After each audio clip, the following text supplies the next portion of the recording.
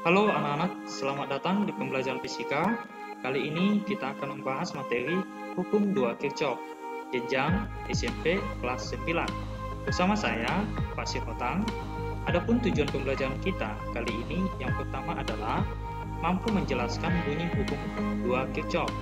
Lalu, yang kedua adalah mampu menganalisis besaran listrik arus searah pada rangkaian listrik satu loop dengan menggunakan hukum 2 Kirchhoff.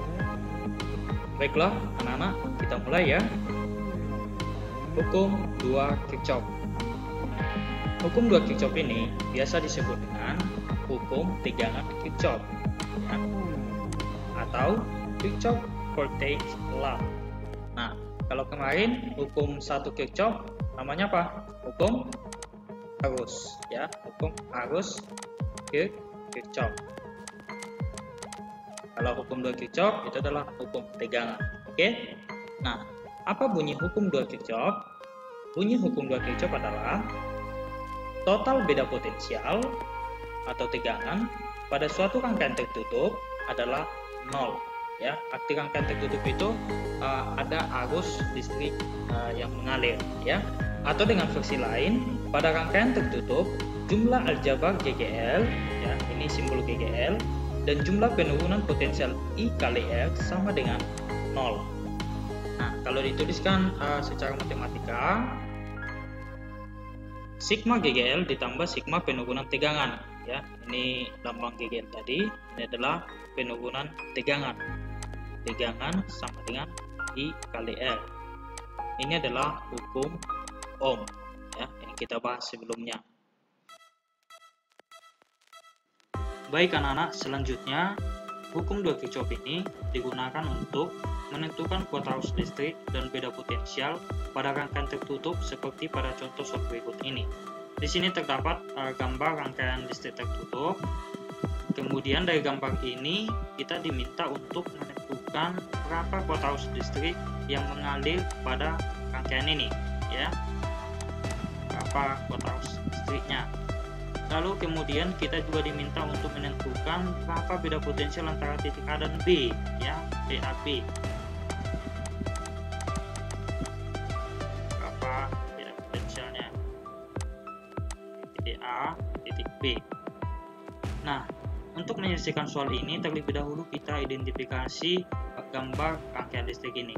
Di sini terdapat dua hambatan eksternal, X1 2 ohm, X2 4 ohm. Ini adalah hambatan eksternal. Biasanya simbol hambatan eksternal itu bisa dibuat seperti ini atau gambarnya seperti ini, ya. Dan kemudian di sini terdapat 2 GGL, ya, 12 volt dan juga 9 volt, ya. Yang panjang ini kutub positif, yang pendek negatif, ya. Sebenarnya di GGL ini terdapat namanya hambatan dalam, ya. Jadi setiap baterai itu ada namanya hambatan dalam dan biasanya disimbolkan dengan F kecil. Selanjutnya anak-anak, untuk mengerjakan soal ini perlu Bapak sampaikan tips pengerjaannya. Yang pertama, kita menentukan arah loop dan arah arus, ya. Di sini bebas ya.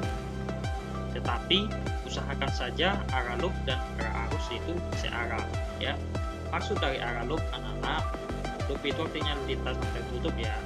Kalau semisal kita bergerak dari titik A ini, ya, kembali lagi ke titik A, maka nanti berlaku hukum 2 Kirchhoff, ya, sigma GGL ditambah sigma I kali R sama dengan 0, ya. Ini digunakan sebenarnya untuk mencari nilai arus, ya, nilai arus, ya. Kalau kita mau mencari nilai tegangan, ya, tegangan di 2 ohm, ya, atau tegangan antara titik A dengan titik B, ya, ini tidak sama dengan 0, melainkan rumus mencari tegangan nanti itu adalah sigma GGL ditambah sigma I kali R. Nah, ini tidak sama dengan 0, ya, itu diingat ya. Nah, di sini kita buat arah loopnya misalnya secara jauh-jauh, ya. Kita ambil dari A ke B ke C ke D kembali ke A, atau sebenarnya bisa dari A D C B kembali ke A, ya. Itu namanya perlawanan arah jauh-jauh. Nah, untuk soal ini kita pilih yang searah jarum jam ya.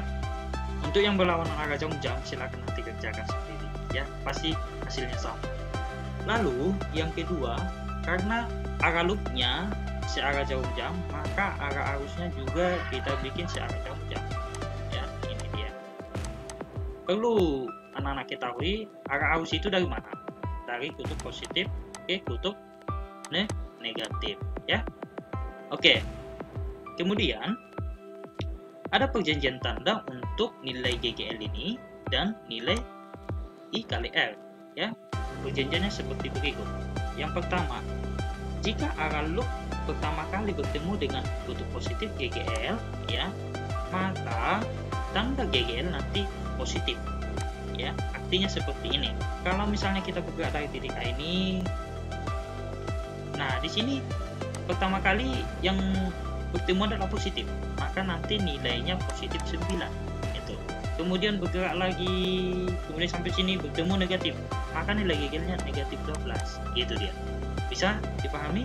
Oke, kita lanjut. Jika arah arus searah dengan arah loop, maka tanda penurunan tegangan I kali F itu positif. Makanya tadi di sini kita usahakan searah ya, supaya nanti nilai I kali F positif. Oke, itu dia. Nah, kedua konsep ini harus diingat. Nah, setelah ini kita akan menyelesaikan soalnya. Check it out. Nah, yang pertama kita bahas mencari arus ya. Untuk mencari arus tadi kita gunakan formula Kirchhoff, sigma GGL ditambah dengan sigma I kali R itu sama dengan 0. Tadi lintasannya dari mana? Dari A kembali ke A ya, A B C D A ya. Maka di sini sigma GGL ditambah sigma I kali R sama dengan 0 ya. Nah, di sini kita mulai mengerjakan. Kita berangkat dari titik A ya.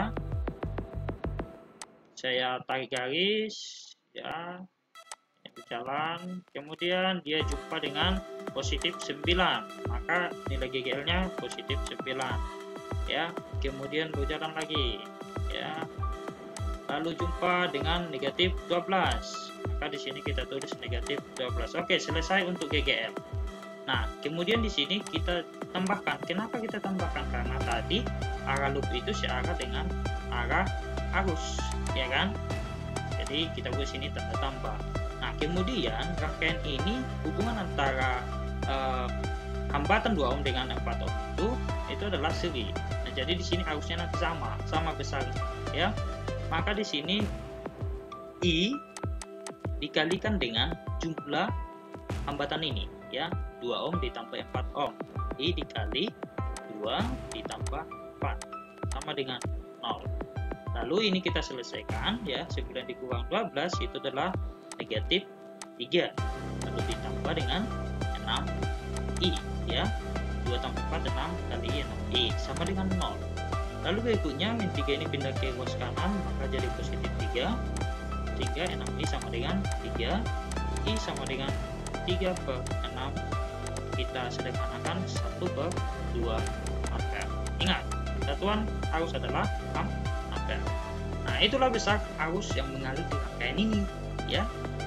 Lalu berikutnya kita mencari yang B ya, tegangan antara titik A dan B berapa. Nah, untuk mencari tegangan ini kita gunakan rumus yang tadi ya, yang saya tuliskan di awal, sigma GGL ditambah sigma I kali R. Nah, ingat ini bukan sama dengan 0 karena dia hanya lintasannya dari A ke titik B ya. Maka di sini kita jawab ya, apakah di sini ada GGL di lintasan AB ini? Tidak ada ya, tidak ada GGL di sini. Berarti nilai GGL-nya di sini 0. Lalu ditambah ya sigma I kali R. Hambatan di sini hanya 1 ya. Kemudian arusnya tadi di sini adalah berapa? Setengah ampere. Maka ditambah setengah dikali 2 ohm. Hasilnya adalah 1 volt ya. Ingat, satuan tegangan itu adalah volt ya.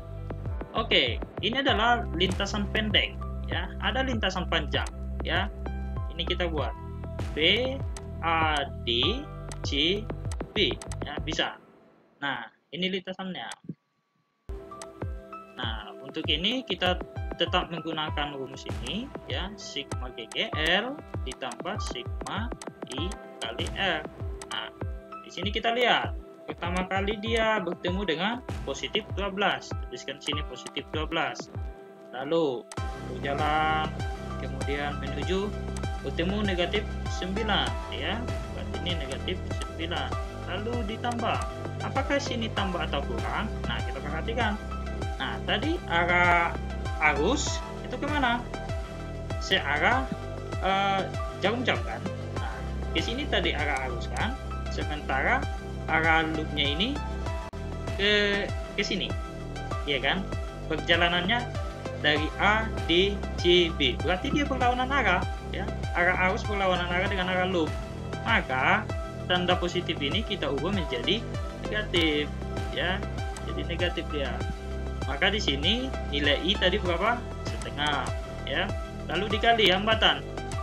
Hambatannya di lintasan ini, ya, lintasan A, D, C, B itu hanya 1, 4 ohm. Maka di sini kita kalikan 4. Oke. Lalu ini kita selesaikan, 12 dikurang 9 itu adalah 3. Kemudian negatif setengah kali 4 itu 2. Maka hasilnya adalah 1 volt. Oke, anak-anak pilih salah satu yang mana ya, mau yang pendek atau yang panjang ya. Kalau saran saya gunakan saja yang pendek ya, jangan suka yang panjang-panjang.